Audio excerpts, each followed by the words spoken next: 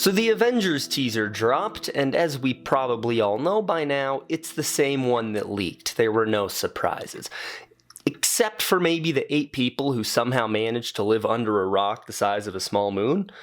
I'm willing to bet they were a bit surprised by this, but a lot of us weren't.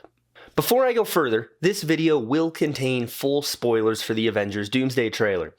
It's a little weird to give a spoiler warning for a commercial, but I'm going to anyway since there's been a lot of hype around this trailer. Now, if you are one of those 8 people who doesn't know what the highlight of this teaser is and haven't seen Avatar, I don't want to give it away, so click off this video unless you don't care. There was a lot of discussion going in about what the teaser would be, and it was confirmed that there were going to be 4 of them, which is insane to me because Doomsday's marketing plan hinges on someone going to see Avatar 4 times. I didn't even want to see Avatar 1 time. It's not a good movie. Imagine going to see 13 hours of it. And once they started leaking, it became clear that the reports over what the trailers were very accurate. 1 trailer a week exclusively in front of Avatar, with the first 3 focusing on Steve Rogers, Thor, and Doctor Doom respectively, and the last one seemingly being an actual teaser for the movie. Now don't worry, I will talk about the rollout structure for these trailers because it is baffling to me. But we have to talk about the contents of the trailer first, and I just gotta say that this is an incredibly well-made teaser. Regardless of my very complicated and mostly negative thoughts that we'll get to momentarily, I thought this was brilliantly edited. You see someone riding up on a motorcycle, and then a man who looks a lot like Chris Evans walks up to a house that looks a lot like Steve and Peggy's house from the end of Endgame. Then he goes inside and looks at his Captain America suit that has been stowed away. The last shot of the trailer is him holding a baby, and it's worth noting that a very somber piano version of the Avengers theme is playing over the entire thing. I really enjoyed that rendition of it, actually. Then it just says, Steve Rogers will return in Avengers Doomsday, before what is actually the best part of the teaser in my opinion, which is the way they choose to close it out. A green version of the Avengers logo shows up with a countdown starting at 12 months, because it comes out on December 18th, 2026, which is exactly 1 year after Avatar Fire and Ash's opening day. So the teaser itself is very well done, and something I noticed watching it was the visual style, which is actually the main thing that stood out to me besides the music. Of the 4 current Russo brothers MCU films, I only like the visuals of 2 of them. That's Winter Soldier and Infinity War. Well, Infinity War most of the time. To me, Civil War and Endgame are pretty ugly to look at. As much as I love the airport battle, it has always bothered me that the titular fight of that movie takes place in the most boring, gray setting imaginable. And the last hour of Endgame just looks like mud. I heard some whispers that the Russos were trying to make Doomsday a little more visually exciting, which I kind of noticed in the Thunderbolts and Fantastic Four post-credit scenes. Those were directed by the 2 of them, and there's a lot more light and contrast in those scenes than I've seen in several of their movies. And this teaser pretty much confirms that for me. This looks like they're going with something new and different, and the shots in this teaser really stuck out. The shot of him walking up to the house and you see his silhouette in the window, that was just a really cool shot. I am 100% on board with the visual style. With that out of the way, let's talk about Stephen Grant Rogers. Avengers Endgame is a sacred movie to me. It's not my favorite MCU movie, it's not my favorite Avengers movie, but I will always cherish it for a number of reasons. One of the reasons being that Tony Stark and Steve Rogers' storylines ended in the most perfect way. The 2 characters completely switched over their time in the MCU, with the saga ending on Tony making the most selfless decision imaginable, and Steve finally doing something just for himself. No notes. I am fully okay with never seeing Iron Man or Captain America again. At least not this version of them. But Marvel has other plans. So while the contents of this trailer were good, I don't like the fact that the first footage we get of Avengers Doomsday is centered entirely around Steve Rogers. It's something that speaks to a larger issue I have with this movie on a conceptual level. Marvel did not even try to do an Avengers movie without the old guard.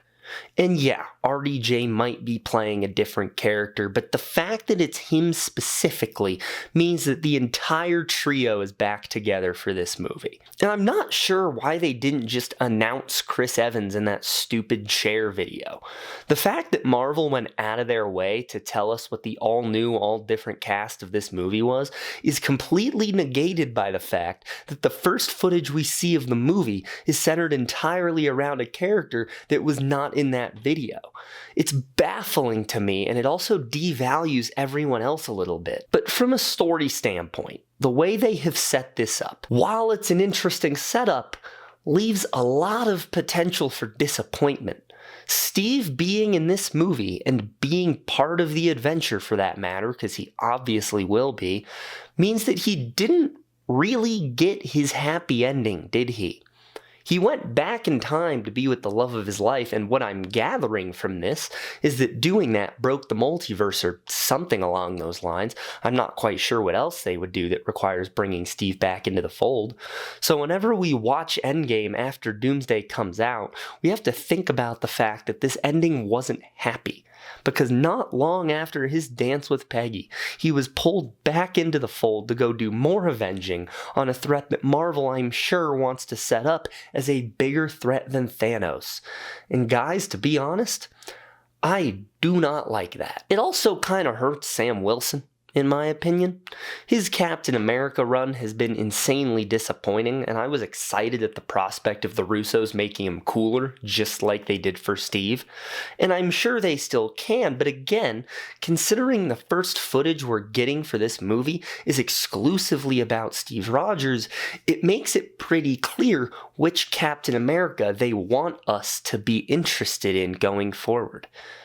And it makes Sam getting the shield less impactful, knowing that Steve is just going to rejoin the fight. I'm really getting the sense that Marvel brought the new characters in just because they had to, but are happy to bench them in their first team outing just so they can bring back the trio and make a quick buck, because someone like my dad will be far more invested in this movie if Chris Evans and Robert Downey Jr. are the ones dominating the poster.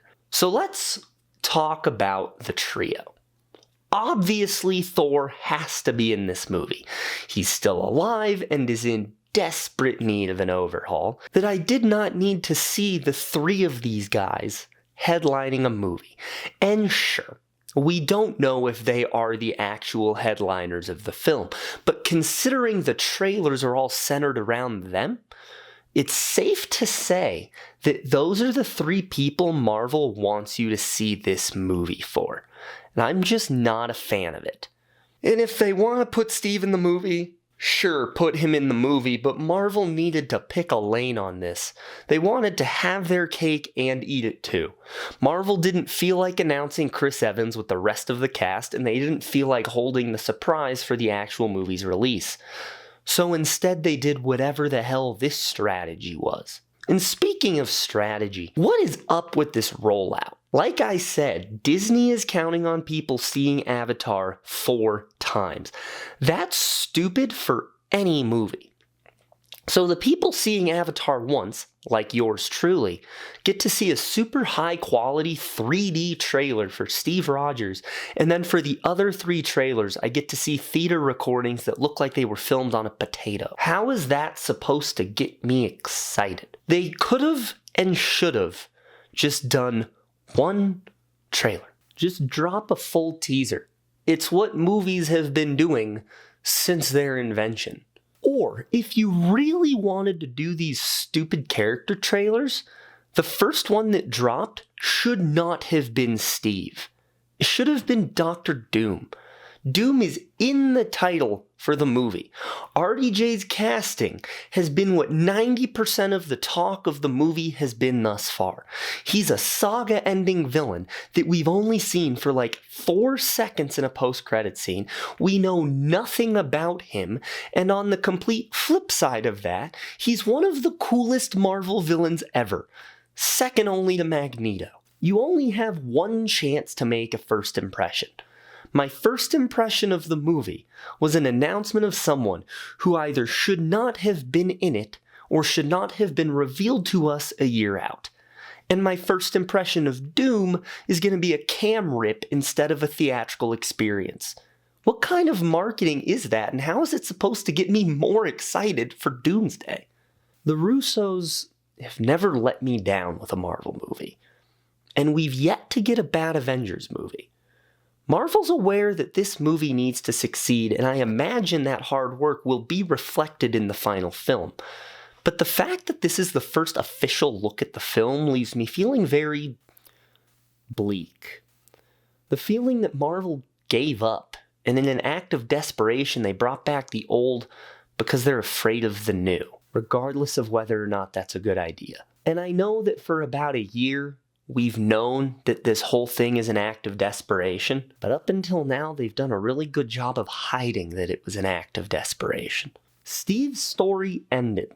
And obviously we were going to see him again, but I was really hoping it wasn't going to be this version this soon. But I don't know. Guess we'll just have to wait and see.